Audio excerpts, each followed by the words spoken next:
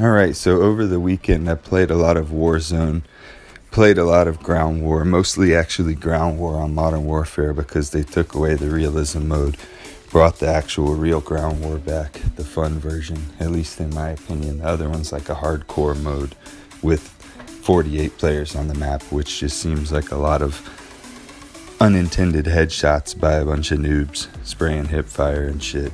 I don't know.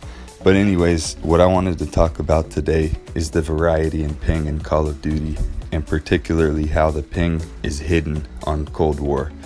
One thing about Modern Warfare 2019 is when you're on a PC and you look at the leaderboard in your lobby, you can see the ping of every single individual player, as well as when the lobby's about to start. When you're loading up, it tells you it's searching for a lobby at a certain ping, below a certain ping or above a certain ping or whatever.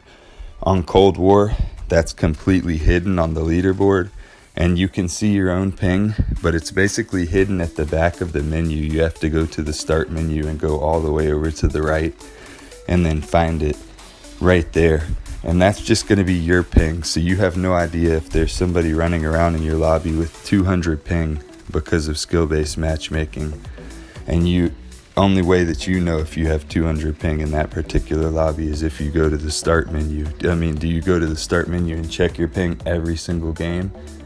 Maybe you should. If things are starting to go really weird that particular match and you're wondering why your bullets aren't registering and shit, just go check that ping.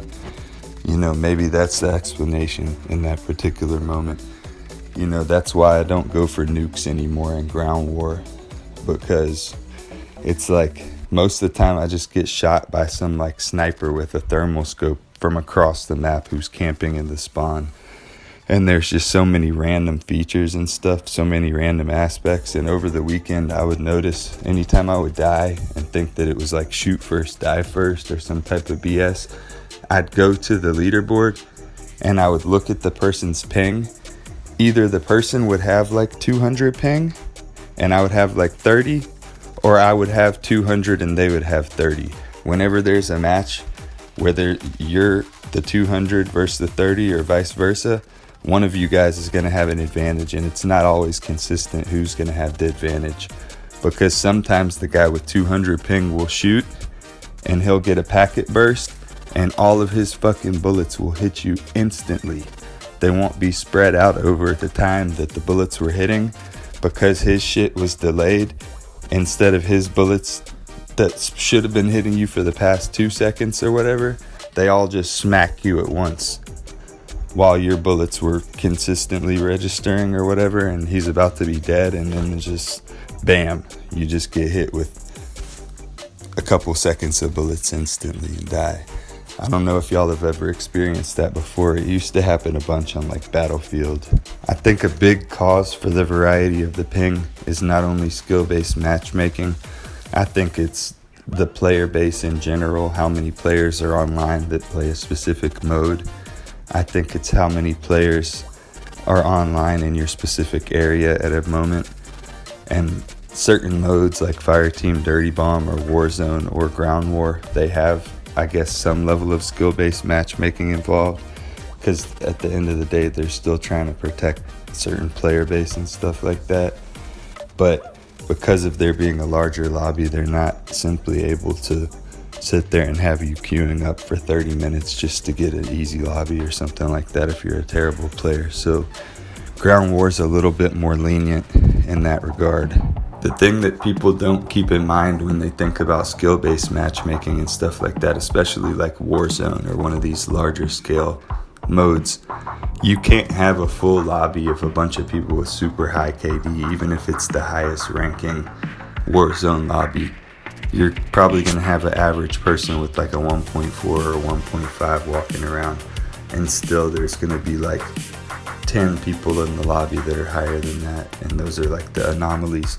And that's the way every lobby works. That's why like you usually won't make it to a final circle in Warzone period and face completely garbage cans, because if they made it to the final circle, even if they only have 2 or 3 kills, they probably have somewhat of an idea of what they're doing.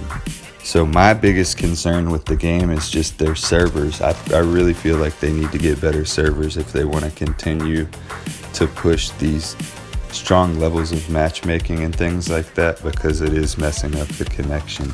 And they know it is. There's no reason why they would hide the ping inside of the lobby and not put it on the leaderboard so that you could see an inconsistency in your lobby.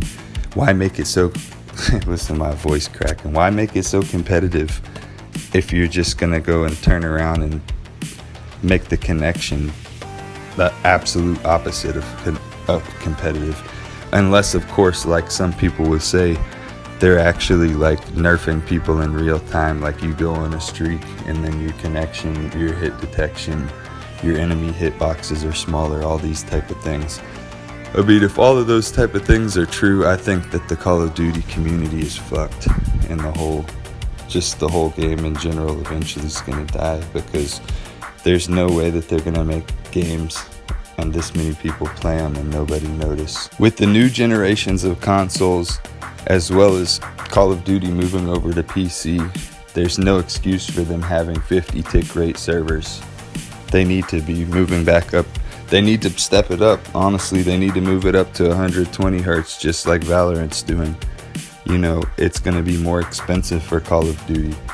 Well, I wonder who makes more money, Activision or Riot Games? You know, Tencent has more money maybe than Activision does. But at the end, I hear you, brother. I'm doing a commentary. Hold on. But no, there's no excuse. You know, they could at least have like 100 tick rate servers and it would run so much smoother.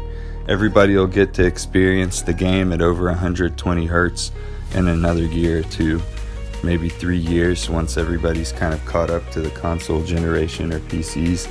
And then by that time, if they don't have tick rates at least of like 80 or so, 100, like they're going to have to compete with other games that are going to be offering high tick rates on their servers so that you can get a more consistent experience. Man, you would think that somebody's hurting you.